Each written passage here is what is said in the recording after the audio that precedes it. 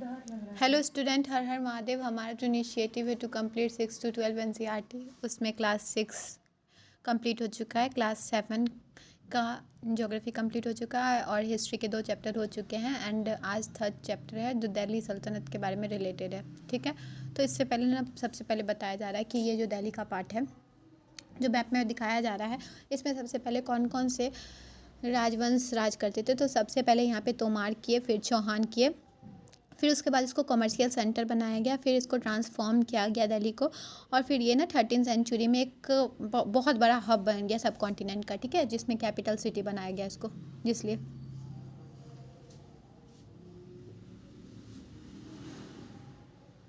ठीक है। उसके बाद यहाँ पे कौन कौन से रूलर्स राज किए, राजपूत किए सबसे पहले, जिसमें तोमार और चौहान थे, फिर अर्ली तुर्किश रूलर्स किए, फिर खलजी, फिर तुगलक, सैयद, लोदी। ठीक है, उसके बाद फाइंडिंग आउट कैसे पता चला है दिल्ली सल्तनत के बारे में। तो हर एक हिस्ट्री की तरह इसमें भी इंस्क्रिप्शन, कॉइन और आर्किटेक्चर बहुत ज़्यादा इंपॉर्टेंट भूमिका निभाया है। इसमें इंफॉर्मेशन अवेलेबल किया गया है इसी के द्वारा। और फिर ना इसमें तारीख सिंगुलर और तारीख प्लूरल का रिटर्न हुआ था पर्शियन लैंग्वेज में। इसमें ना तारीख को लर्न किए जाते थे सेक्रेटरीज, एडमिनिस्ट्रेटर, पोएट्स और कॉर्टियर्स के द्वारा, जो ना रिकाउंटेड करते थे इवेंट को और एडवाइस करते थे रूलर को governance, emphasizing the importance of just rule के बारे में। ठीक है, फिर उसके बाद ना बताया गया है कि तारीख में जो भी तारीख को लिखते थे ना वो मेनली दिल्ली में रहते थे, किसी विलेज में नहीं रहते थे। ठीक है, और उसके बाद ना हिस्ट्रीज जो थे सुल्तान के, वो ना रिच रिवॉर्ड मिलते थे, जो भी हिस्ट्री के बारे में लिखते थे उसको रिच रिवॉर्ड मिलते थे। और फिर ना ये जो ऑथर्स होते थे वो प्रिजर्व करते थे आइडियल को और किसी को नहीं देते थे। ये बर्थ राइट और जेंडर डिस्टिंक्शन से रिलेटेड थे। 1236 में ना सुल्तान इल्तुतमिश की डॉटर रजिया सुल्तान ना किंग बनी, सुल्तान बनी। और फिर ना मिन्हाज सिराज में बताया गया था कि वो अपने सभी ब्रदर के हिसाब से सबसे ज़्यादा एबल थी, तो इसलिए उसके पिता ने उसको ही बनाना, जो अपनी डॉटर को, रजिया सुल्तान को बनाना एज अ रूलर इम्पॉर्टेंट समझा और उसने उसको बनाया। बट मेंटालिटी ये था उस टाइम में भी कि एक लड़की होकर शासन नहीं कर सकती थी। तो उसमें मिन्हाज सिराज में बताया गया कि रजिया का कोई गलती नहीं था, सिर्फ गलती इतना था कि उसका जेंडर गलत था, इसीलिए उसको 1240 में थ्रोन से हटा दिया गया था। ऐसे ही रुद्रमा देवी के साथ हुआ था वारंगल में, जो आंध्र प्रदेश में थी। तो उन्होंने अपने आप को मैन के रूप में रखना स्टार्ट कर लिया और अपना नाम मैन के रूप में देना स्टार्ट कर लिया। और वैसे ही दीदा थी जो दीदी कश्मीर की थी, उनके साथ भी ऐसा ही हुआ था। ठीक है, उसके बाद बताया जा रहा है कि अर्ली 13th सेंचुरी में ना दिल्ली ना हिंटरलैंड बन गया था और गैरिसन टाउन बन गया था। अफगान का इन्वेजन होता था और गवर्नर सब ना रिबेल कर देते थे सुल्तान के खिलाफ। ठीक है, तो अलाउद्दीन खिलजी और फिर मोहम्मद बिन तुगलक ना बहुत ज़्यादा कंसोलिडेट करने का कोशिश किए, इंटरनल फ्रंटायर में किए, गंगा यमुना द्वीप को क्या किए, इसमें ना पेस्ट्रॉयल को एक्सपेल्ड किए वहाँ के हैबिटेट से। ठीक है, फिर उसके बाद ना पीजेंट और फिर एग्रीकल्चर को इनकरेज किए और फिर वहीं पे टाउन में ट्रेड रूट को प्रमोट किए और रीजनल ट्रेड स्टार्ट किए। ठीक है, उसके बाद एक्सटर्नल फ्रंटायर में ये सब क्या किए, मोहम्मद बिन तुगलक और अलाउद्दीन खिलजी क्या किए, कैंपेन स्टार्ट किए वो साउथ के लिए भी, और वहाँ से वो सब बहुत ज़्यादा एलिफेंट, हॉर्स, स्लेब्स और प्रीसियस मेटल कैप्चर करके लाए। उसके बाद मोहम्मद तुगलक का रीजन आया, 150 ईयर्स तक वो रहे।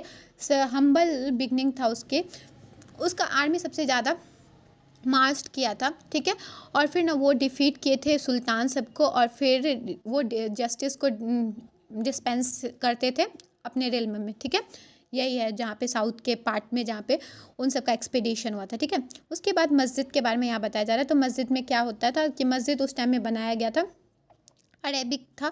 और मस्जिद में क्या होता था कि मस्जिद में यहाँ पे उल्मा पढ़ा जाता था, मतलब कि अल्लाह का नमाज़ पढ़ा जाता था। और फिर मस्जिद जो है ना वो वेस्ट की तरफ पढ़ा जाता है, क्योंकि जो मक्का है ना वो वेस्ट की साइड में है इंडिया के, तो इसीलिए ना मस्जिद को ना वेस्ट के साइड में पढ़ा जाता है, इसको किबला कहा जाता है। ठीक है, दिल्ली सल्तनत के टाइम में ना बहुत ज़्यादा मस्जिद बने हैं और इसमें ना ये बताया गया था कि मुस्लिमों सबको कंसोलिडेट किया गया था उस टाइम में, ताकि मुस्लिम सब ना एक धर्म का पालन कर सके, ठीक है।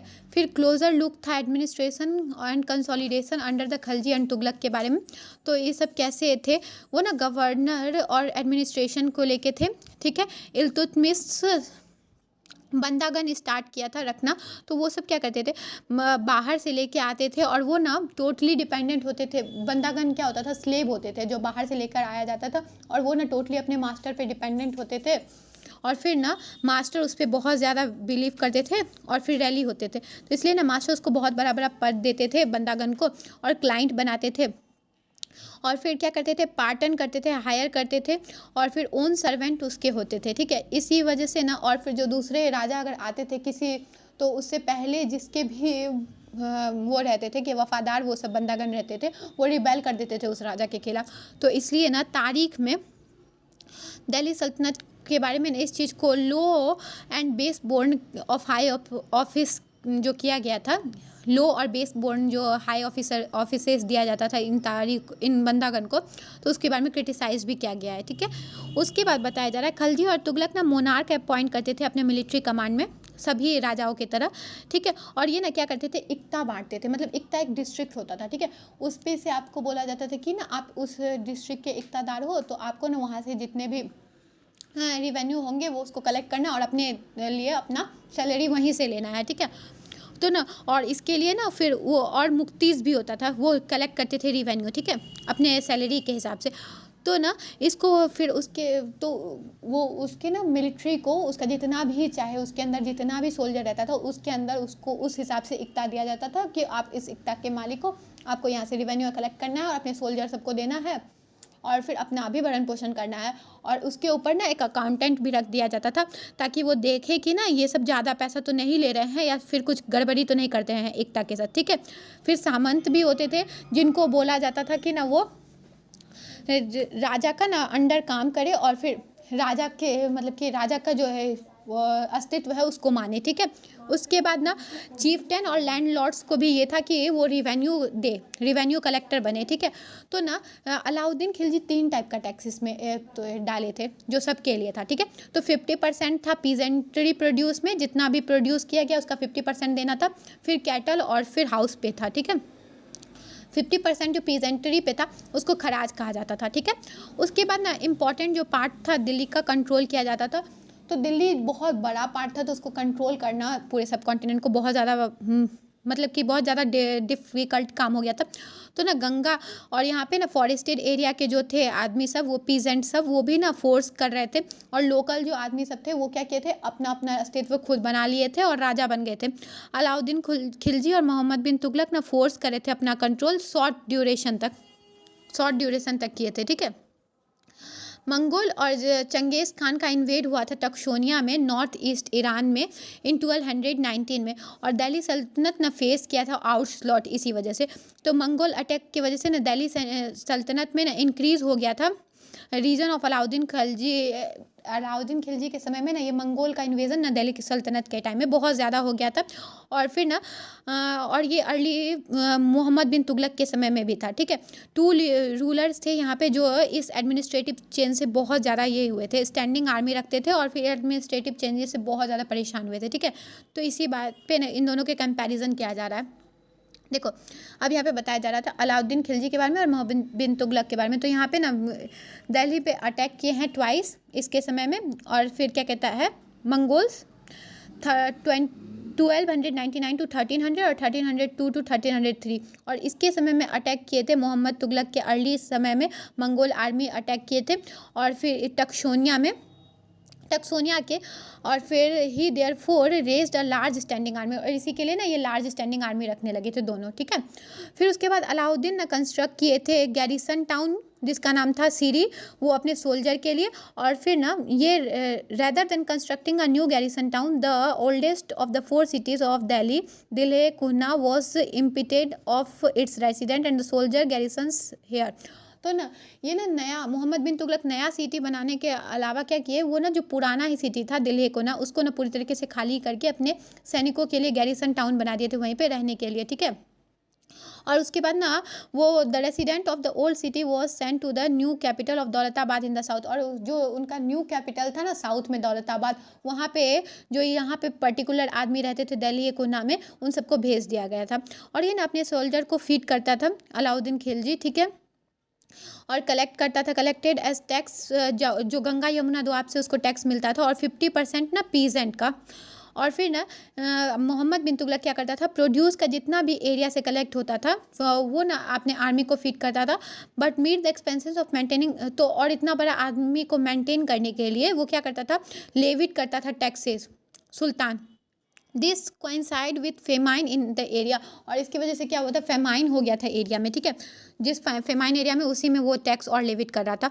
यहाँ पे ना soldier had to be paid, और इस सोल्जर को ना पेड करता था। अलाउद्दीन ने चूज़ किया था सोल्जर को पेश करना इक्ता के हिसाब से, ठीक है, तो इक्ता दे देता था और फिर बोलता था कि आप ना वहाँ पे जाके अपने मतलब कि जितना आपको मिलेगा, और अलाउद्दीन मतलब कि उस एक पर्टिकुलर एरिया पे आप कंट्रोल करोगे और फिर इक्ता से जितना भी पैसा मिलेगा वो आप पैसा लोगे, ठीक है।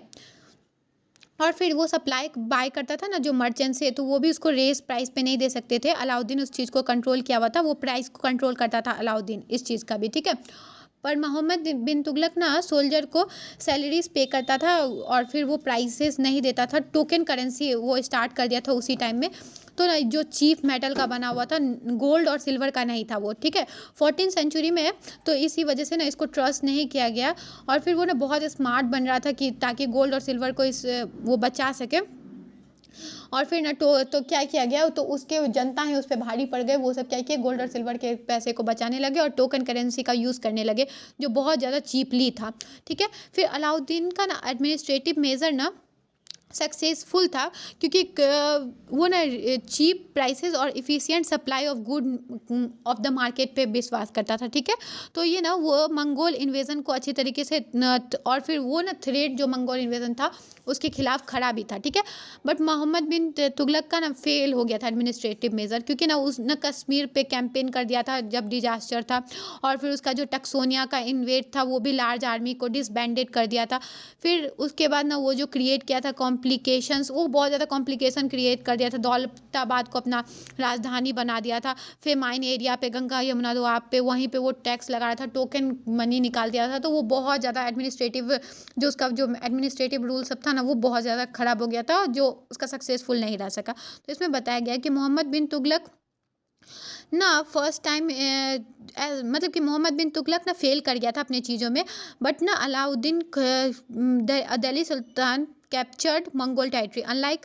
पर अलाउद्दीन खिलजी ना डिफेंसिव मेजर अपनाया था, तो मोहम्मद बिन तुगलक ना conceived as a part of military offensive against the Mongol. तो इसमें ये बताया जा रहा है कि मोहम्मद बिन तुगलक के हिसाब से अलाउद्दीन खिलजी को अगर कंपेयर किया जाए तो वो हर चीज़ में बेटर था, ठीक है, उसके हिसाब से, क्योंकि वे ना ये ना ज़्यादा पढ़ा लिखा होने के बावजूद भी फेलियर बहुत ज़्यादा फेल चीज़ किया था, ठीक है। और फिर अलाउद्दीन खिलजी उसके हिसाब से पढ़ा लिखा भी नहीं था, बट अच्छा नीति अपनाया था, ठीक है। तो यहाँ पे बताया जाता है द सल्तनत in the 15th and 16th century में कैसा था, ठीक है। यहाँ पे ना तो आप पढ़ोगे कि तुगलक, सैयद और लोधी डायनेसिटी का रूल हुआ था दिल्ली और आगरा में अंटिल 1526 में। जौनापुर, बंगाल, मलवा, गुजरात, राजस्थान और इंटायर साउथ इंडिया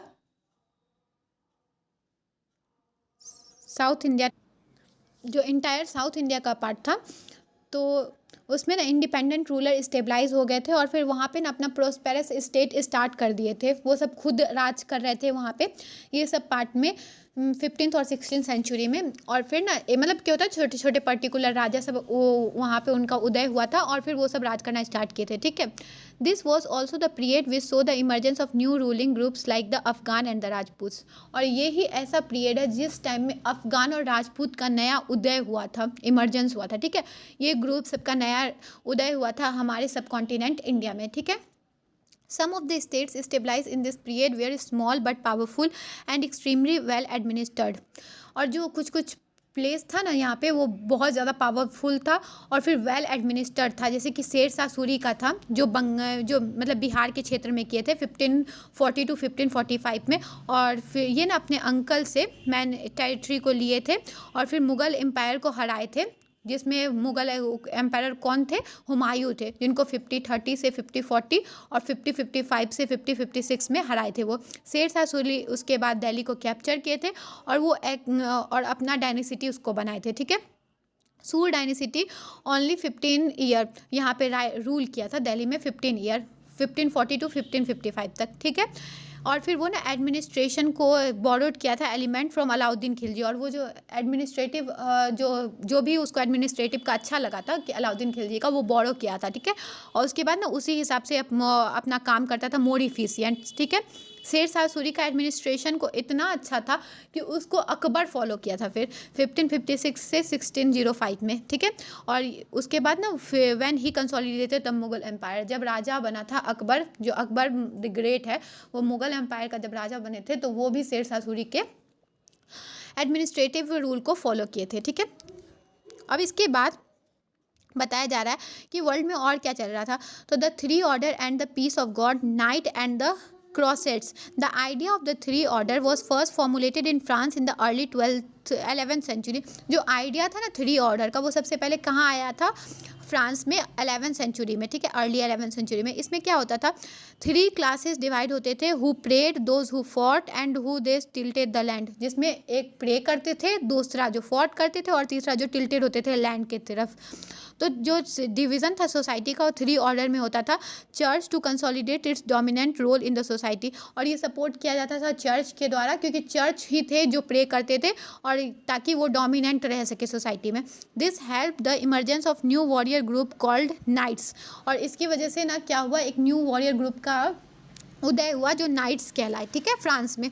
तो चर्च ना क्या करते थे, patronise this groups and use them to propagate the idea of peace of God. तो चर्च ने इस ग्रुप का सहायता से क्या करते थे, एक स्प्रेड प्रोपगेट किए थे कि पीस ऑफ गॉड के लिए उनको सबसे ऊपर माना जाने चाहिए, ठीक है। और फिर वो क्या करते थे, the attempt was to direct warriors away from conflict among themselves and send them instead और campaign against the Muslim who has captured the city of Jerusalem.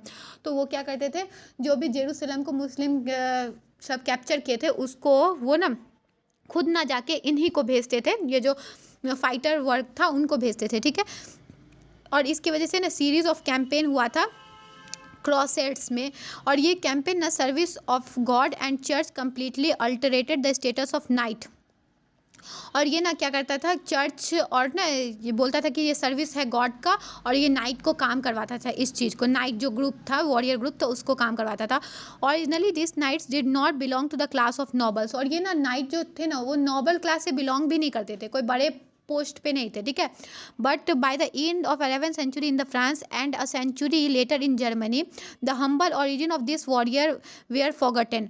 पर जो 11th सेंचुरी के बाद फ्रांस में और कुछ समय बाद जर्मनी में ना जो ये जो आए थे फाइटर ग्रुप, इनका ना जो ओरिजिन था वो सब भूल गए। By the 12th century nobles were wanted to be as knights. तो फिर उसके बाद ना ऐसा होने लगा 12th सेंचुरी में, नॉबल्स ना चाहते थे कि वो भी नाइट्स बने, ठीक है, वो भी वॉरियर बने, ऐसा होने लगा था, ठीक है। ये था आउट ऑफ मतलब कि इंडिया, मतलब अदर वर्ल्ड में क्या चल रहा था इसके बारे में, ठीक है। इस चैप्टर में बस इतना ही था। अगर ये चैप्टर अच्छी तरीके से समझ में आया तो इसके सारे क्वेश्चन सर को सॉल्व करना है, ठीक है। I hope you understand. Thank you.